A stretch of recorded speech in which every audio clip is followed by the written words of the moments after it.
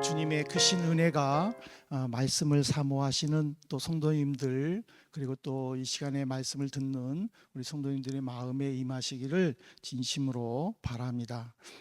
예수를 믿든지 믿지 않든지 많은 사람들은요, 좀 더 나은 미래를 이렇게 꿈을 꿉니다. 그래서 이런저런 일들을 하는 것도 지금보다는 조금 더 나은 미래를 꿈꾸기 때문이죠. 우리나라의 7, 80년대의 그 암울한 시기 속에서 독일로 또 간호사로 광부로 오셔서 이곳에서 또 적응하고 또 직장 생활 하시면서 또 그 생활비의 일부를 또 한국에 계신 가족들에게 보내가지고 또 힘쓰셨던 우리 성도님들, 그리고 또 우리 유학생들은 또 이 해외에서 또 공부해야만 또 한국에서 또 후배들을 가르칠 수 있는 그런 환경들 때문에 나오시는 것들, 이 모든 것들은 좀 더 나은 미래를 꿈꾸기 때문이죠. 근데 이 미래라는 것은요, 우리의 일상생활에서만 미래가 꼭 필요한 것은 아닙니다. 우리의 신앙생활에서도 미래가 꼭 필요합니다. 그것을 누구보다도 잘 알고 있는 사람은 바로 베드로 사도였습니다. 베드로 사도는 예수님께 제자로 그 선택받기 전에는 장모님 집에 얹혀 사는 그냥 평범한 어부였습니다. 그러다가 예수님으로부터 제자로 선택을 받고 햇수로는 한 3년 정도 예수님을 따라다니면서 말씀도 배우고, 그리고 예수님이 기적을 베푸셨던 그 현장들을 체험하셨죠. 예수님이 붙잡히실 때에 어린 소녀에게 나는 예수님을 모른다라고 부인하기는 했지만은, 그러나 베드로는 예수님으로부터 그 인정받고 또 수제자로서 최선을 다해서 섬겼죠. 그리고는 이제 예수님이 하늘로 승천하셨을 때에 그는 120명의 성도들과 함께 마가의 다락방에서 기도하다가 성령의 체험을 받게 되죠. 그 성령의 체험으로 인해서 그가 말씀을 전할 때에 어떤 날은 5천 명, 어떤 날은 3천 명이 회개를 하고 예수님을 믿기를 시작을 했죠. 그리고는 또 성전 미문에, 예루살렘 성전에는 들어가는 문이 여러 개 있었는데 그 중에 가장 아름다운 문이다라고 해서 히브리어로 미문이라고 이름 붙여진 그곳에 이제 한 40세쯤 돼 보이는 안진뱅이를 베드로가 고쳐주기도 했습니다. 그리고 또 심지어 도르가라는 여제자가 죽었을 때에는 안수하여 또 고침을 받게 됐죠. 그래가지고 이 베드로에 대한 소문이 났을 때에 사도행전 5장 15절에 보면은 심지어 병든 사람을 메고 거리에 나가 침대와 요 위에 누이고 베드로가 지날 때에 혹 그의 그림자라도 누구에게 덮일까 바라고. 이게 무슨 말이냐면, 근동 지역에서는요, 아주 능력 있는 사람, 정말 아주 유명한 사람의 그림자에 어떤 특별한 능력이 있다라고들 생각을 했었어요. 그래서 그 사람의 그림자라도 자기에게 덮이면 소원이 이루어지고 또 병도 고칠 것이라는 믿음을 가지고 있었던 거예요. 그러니까는 베드로가 죽은 사람도 살렸죠. 그리고 또 말씀을 전할 때에 5천 명, 3천 명이 회개했죠. 무엇보다 예루살렘 성전 미문에 앉은 안진뱅이를 고쳐줬죠. 그러니까 그것을 본 예루살렘 주민들은 누구라도 마음에 소원이 있거나 병든 사람들은 베드로가 직접 만져주지 않더라도 그의 그림자라도 자기 몸에 덮이면은 고칠 거라는 그런 믿음을 가지고 늘 베드로 주변에 모여 있었다라는 거죠. 이렇게 베드로는 예수님이 주시는 그 가르치는 은사, 그리고 병 고치는 은사를 통해서 활발하게 복음을 전했는데, 그 전하는 속에서 무엇보다도 이 신앙생활도 먼 미래를 보고 그 신앙생활을 하는 것이 정말 필요하다라는 것을 뼈저리게 느낀 거예요. 왜냐하면은요, 신앙생활이 현재를 만족하기 위함이다라고 하면은 신앙생활은 필요 없어요. 현재를 만족하는 거는요, 우리는 다른 곳에서 만족할 수 있어요. 뭐 먹고 싶은 거 마음껏 먹고도요 만족이 되죠. 내가 원하는 것들을 다 이루면은 만족이 돼요. 그렇지만은 그 만족이 무엇을 위한 만족이냐? 베드로가 생각했었을 때에는 신앙생활도 만족이 필요하다라는 것을 느끼기 시작했다라는 사실이죠. 감사합니다.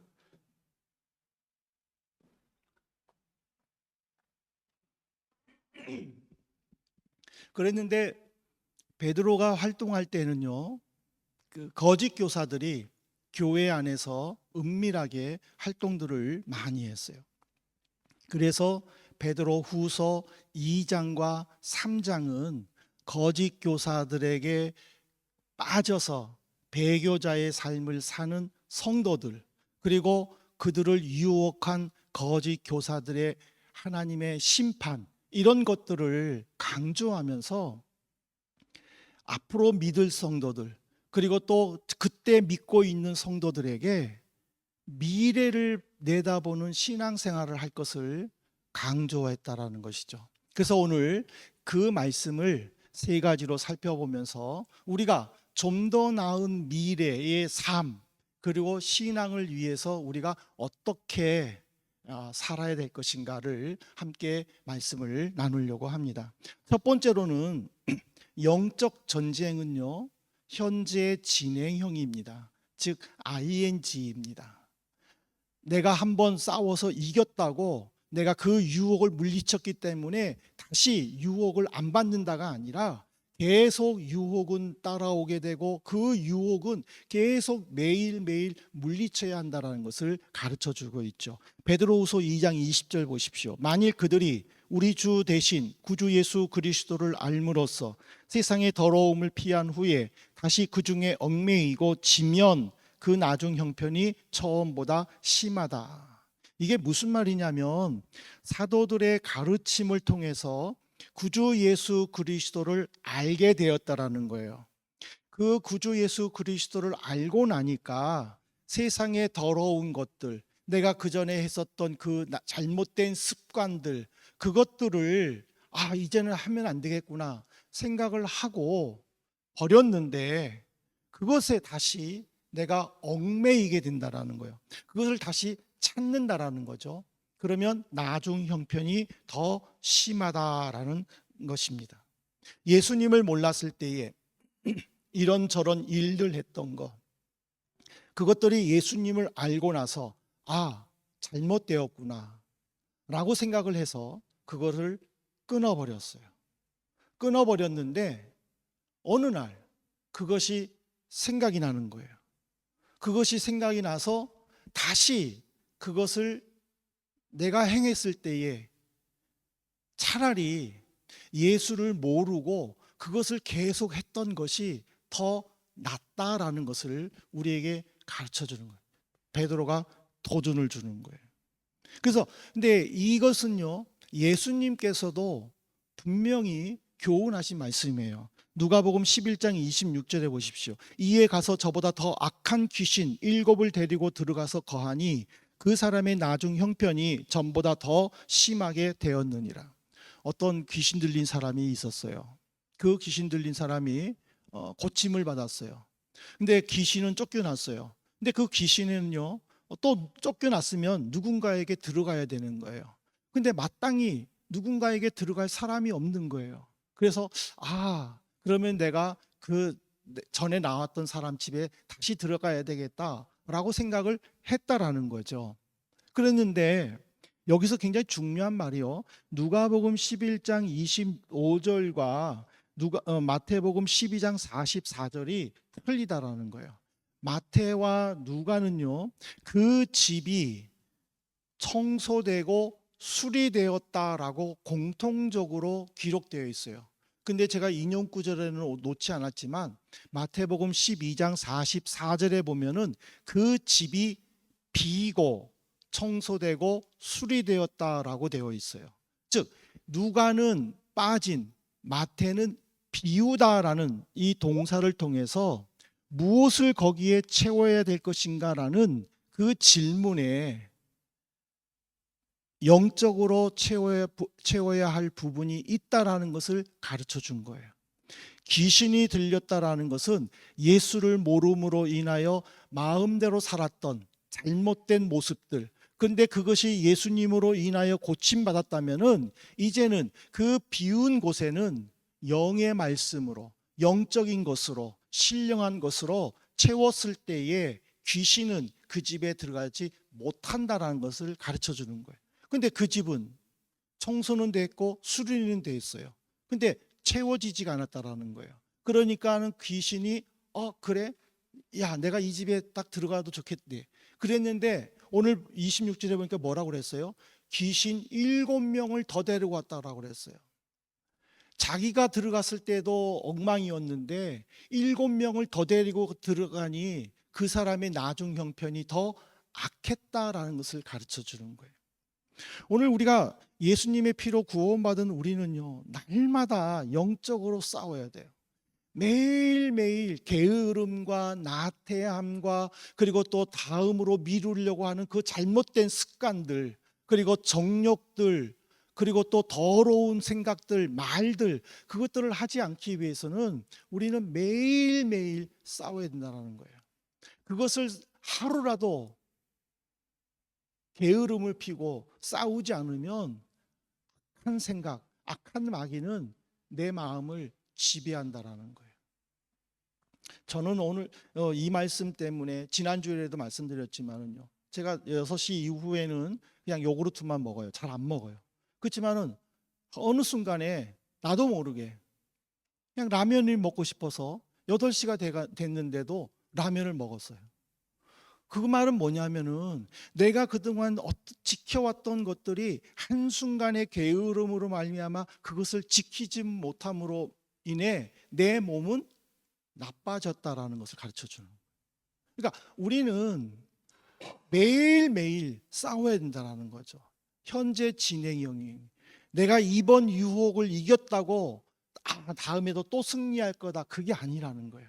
이번 유혹에 내가 승리했다 할지라도 다음 유혹은 무엇으로 또 올지 모르기 때문에 항상 말씀을 가지고 영적으로 싸움에 임해야 되는 군인의 자세를 가져야 된다는 것을 가르쳐 주는 거죠. 두 번째로는 우리가 좀 더 나은 미래를 위해서는요, 말씀에 순종해야 됩니다. 베드로후서 2장 21절에 보십시오. 의의 도를 안 후에 받은 거룩한 명령을 저버리는 것보다 알지 못하는 것이 도리어 그들에게 낫다라고 그랬어요. 의의 도라는 것은요, 하나님께 옳다고 인정받는 상태에 도달할 수 있는 길이에요. 우리의 의, 착한, 선함. 근데 이것이 경건, 성결과 연결될 경우에는요, 인간에게 향한 옳은 행동과 하나님을 향한 경건을 가르치는 거예요. 즉 의는요, 하나님을 향한 의가 아니라 인간을 향한 의이며 하나님을 향한 경건이 동시에 나타날 때 하나님은 그것을 의롭다라고 인정해 주신다라는 거예요. 그러니까는 그 의의 도, 하나님의 말씀을 우리가 깨달았을 때에 거룩한 명령을 저버려서는 안 된다라는 거죠. 거룩한 명령이라는 것은 가장 기본적으로 십계명을 의미하는 거예요. 그 십계명에는 크게 두 가지죠. 내 몸을 다하여 주 너희 하나님을 사랑하고 내 몸을 사랑하듯이 내 이웃을 사랑하라. 그러니까 결국에는 그 십계명은요, 사랑을 강조하는 거예요. 우리가 하나님의 명령을 지킨다라는 것은 하나님을 사랑하고 사람을 사랑하는 그 마음이 우리에게는 늘 있어야 되고 그것이 행동으로 나타나야 된다는 것이죠. 그런데 베드로 시대 때의 거짓 교사들은요, 이거를 강조하지 않았어요. 오히려 그들은 교인들을 혼란에 빠지게 했는데, 무엇으로 혼란에 빠지게 했느냐면 우리의 몸은 더럽다, 우리의 육체는 더럽기 때문에 그냥 마음대로 살아도 된다. 그런데 하나님 앞에 드려지는 그 예배는 경건해야 된다, 엄숙해야 된다 라고 가르친 거예요. 그러니까는 삶은 막 죄를 짓고 사람들에게 손가락질 당하고 욕을 먹어도 괜찮아. 그렇지만 하나님께 드려지는 예배에서는 절대 경건, 절대 하나님 앞에 인정받는 그 예배를 드려야 된다라고 강조한 거예요. 오늘 우리 이 시대에도 이런 사람들이 있지 않아요? 사람들에게 욕을 먹고 사람들에게 손가락질 받고 사람들의 마음을 아프게 하면서 치유하지 못할 정도의 공경에 빠뜨렸던 그 사람이 나는 하나님께 기도했으니까 하나님이 나를 용서해 주셨어 라고 생각하지는 않느냐라는 거예요. 근데 예수님은요, 우리에게 심각한 말씀을 주셨어요. 그것이 뭐냐면 마태복음 5장 24절이에요. 예물을 제단 앞에 두고 먼저 가서 형제와 화목하고 그 후에 와서 예물을 드리라. 예배를 드리는데 누군가에게 원망 들을 만한 누군가를 섭섭하게 한 마음이 있다라는 것을 깨닫게 되면 예배 드리지 말라라는 거예요. 예물을 제단에 놓고 가서 그 사람과 화해하고 그 사람과 같이 와서 내게 예배를 드려라 라고 가르쳐 준 거예요. 이게 무슨 말이냐면 하나님의 사랑으로 하나님의 은혜로 구원받은 우리는 하나님과의 관계에서만 잘하면 안 된다라는 거죠. 사람과의 관계도 잘해야 된다라는 거예요. 그 사람과의 관계를 잘 맺지 못하고 드려지는 예배는 주님이 기뻐하지 않는다라는 것을 분명히 가르쳐 주는 거예요. 우리는 우리 뒤에 있는 이 십자가를 날마다 봐요. 이 십자가가요, 온전한 십자가가 되기 위해서는요, 수직으로는 나와 하나님과의 관계를 중요시해야 되지만은 수평으로도 중요시해야 돼요. 나와 사람과의 관계가 중요한 거예요. 이 관계가 흐트러지면서 나와 하나님과의 관계가 좋다고만 생각한다면은 그것은 진정한 믿음이 아니다라는 것을 예수님은 가르쳐 주시는 거예요. 그 때문에 우리는 늘 말씀에 순종해야 돼요. 말씀에 순종하고 나를 겸손하게 낮추고 그 상대방을 더 생각해주고 상대방을 배려해주는 그 모습이 중요하다라는 거예요. 우리는 다 하나님의 말씀을 들었어요. 우리는 다 하나님으로부터 계시를 받은 사람들이에요. 우리는 다 하나님 나라에 갈 수 있는 자녀들이에요. 내가 하나님의 나라의 자녀라고 다른 사람을 무시해서는 안 된다는 것이죠. 다른 사람이 나보다 믿음이 떨어진다고 그 사람을 무시해서는 안 된다는 거죠. 그 사람을 오히려 더 세워줘서 그 사람의 믿음이 더 올라갈 수 있도록 성장할 수 있도록 믿음이 더 좋은 우리가 겸손한 모습을 보이는 것, 이것이 바로 말씀에 순종하는 삶이다라는 것을 베드로 사도는 우리에게 가르쳐 주셨어요. 이런 삶이 보다 나은 미래를 향하여 나가는 발판이 된다는 것을 가르쳐 주셨다는 사실입니다. 마지막으로 세 번째로는요, 우리는 진리, 즉 의의 도, 하나님의 말씀을 왜곡해서는 안 됩니다. 베드로후서 2장 22절에 보십시오. 참된 속담에 이르기를 개가 그 토하였던 것에 돌아가고 돼지가 씻었다가 더러운 구덩이에 도로 누웠다 하는 말이 그들에게 응하였도다.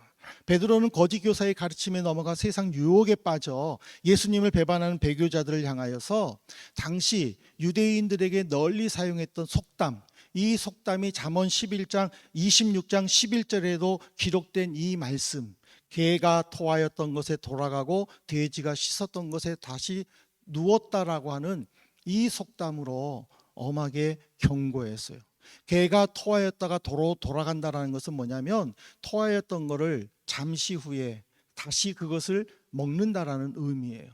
돼지가 깨끗이 씻었지만은 자기의 집을 깨끗이 청소하지 않음으로 말미암아 깨끗이 씻었지만은 다시 거기에 앉음으로 말미암아 도로 더러워진다라는 것을 가르쳐 주는 거예요. 즉 예수를 믿음으로 더러운 생활에서 벗어나서 깨끗했지만 과거를 잊지 못하고 예수를 믿어도 여전히 정욕과 악함과 더러움에 빠져서 생활한다면 그거는 진리를 왜곡하고 진리를 배반하는 사람과 마찬가지다라는 것을 가르쳐 줘요. 성도의 뜻이 뭡니까? 성도는요, 거룩한 무리입니다. 거룩하다라는 것은 하나님께 인정받을 만한 의로움, 그리고 주변 사람들에게 인정받은 그 의로움이 나타난 선한 행동이 함께 나타날 때에 바로 성도가 된다라는 사실이에요. 그래서 예수님의 피로 구원받은 성도는요, 이 거룩함에 이르는 기독교 용어로 성화에 이르러야 됩니다. 성화라는 것은요, 우리의 삶이 거룩하게 변한다라는 거예요. 예수를 믿기 전에는 늘 나쁜 이야기들, 나쁜 생각들, 그렇지만 예수를 믿고 변화된 후에는 좋은 말들, 선한 생각들 한다는 거죠. 예수를 제대로 몰랐었을 때에는 부정적인 생각들, 안 된다라는 생각들, 내가 왜 이럴까라는 그런 생각들로 빠졌지만은 변화되었었을 때에는 힘들고 어려운 상황에서도 할 수 있다라는, 된다라고 하는 그런 긍정적인 사고, 하나님을 믿음으로 말미암아 내 삶이 변한 그런 모습이 바로 성화라는 것을 우리에게 가르쳐 줘요. 이 성화가 우리의 마음에 충만할 때에 우리의 미래는 더 밝은다라는 거예요. 그것은 우리의 삶만 아니라 우리의 신앙도 마찬가지라는 거죠. 여러분들이 어떤 기도 응답을 통해서 어떤 체험을 통해서 믿음이 조금씩 더 성장해 나가는 것은 바로 그것이 좀 더 나은 미래, 그렇기 때문에 진리 속에서 말씀에 순종하고 그 말씀을 통해서 내가 늘 악한 것들과 싸우는 그 모습이 우리에게 필요하다는 것을 베드로 사도는 강조하고 있습니다. 사랑하는 성도 여러분, 이제 말씀을 마치겠습니다. 스코틀랜드의 한 마을에 아주 작은 더러운 강아지가 거의 기진맥진한 상태에 죽어가고 있었습니다. 그때 어떤 한 주민이 그 강아지를 발견하고, 누가 이 강아지를 잃어버렸을까?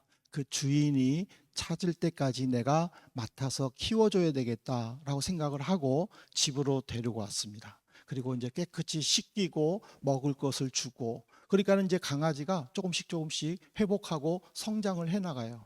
근데 어느 날 그 강아지의 목걸이에 그 관심을 안 뒀는데 어느 날 그 강아지의 목걸이에 눈이 간 거예요.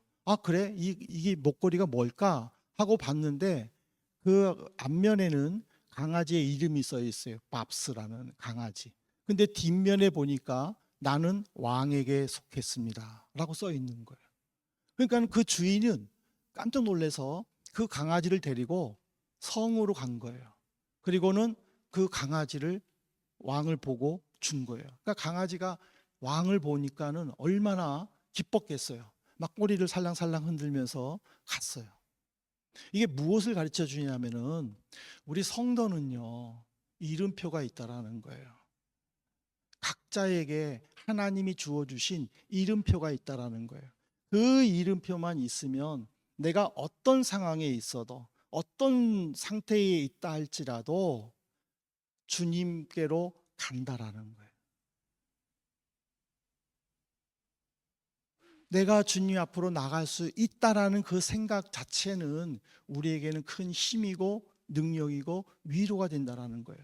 왜냐하면 우리가 힘들고 어려울 때 어디에 가서 하소연하겠습니까? 그러나 하나님께 가면은 그 이름표 때문에, 너는 내 아들이라는 그 이름표 때문에 내가 하나님 앞에 하소연할 때에 하나님은 다 들어주신다라는 거예요. 하나님 앞에 울부짖을 때에 하나님은 그 울부짖음을 들어주신다라는 거예요. 내가 고통스러워서 하나님을 향해 부르짖을 때에 그 이름표 때문에 하나님은 내 고통 속에 말없이 같이 울어주신다라는 사실입니다.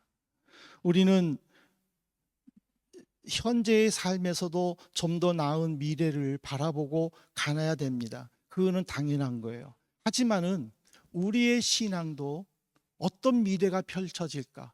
내 앞에 어떤 신앙이 나에게 찾아올까, 다가올까를 우리도 한번 생각해 봐야 합니다. 세상을 향한 욕심으로 인해서 어떤 내가 계획대로 되지 않는 것에 대해서 상처받지 마시고, 오히려 믿음이 더 좋은 사람들을 바라보면서 그들과 교제 속에서 결과가 아니라 그 과정을 통해서 하나님이 어떻게 나를 인도하셨는지를 우리가 함께 공유해 볼 수 있기를 바랍니다. 우리가 왜 모여서 예배드립니까? 지금도 많은 교회들이 비대면 예배도 하더라고요. 유튜브 통해서 예배 실황을 또 중계하더라고요. 얼마든지 집에 앉아서 예배 드릴 수 있지 않아요. 근데 우리가 왜 나와서 예배 드립니까?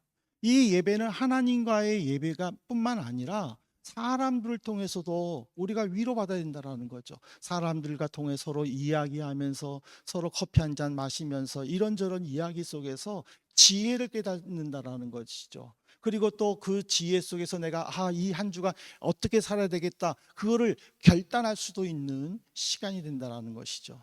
그래서 오늘 이 베드로후서 2장을 통해서 내게 좀 더 나은 미래가 무엇인가, 그 미래를 꿈꾸면서 하나님 앞에서 인정받고, 또 하나님의 거룩함을 통해서 또 하나님의 사랑이 내 안에 자리 잡고 그 주님과 이 한 주간 또 동행하는 복된 한 주 되시기를 간절히 부탁드립니다.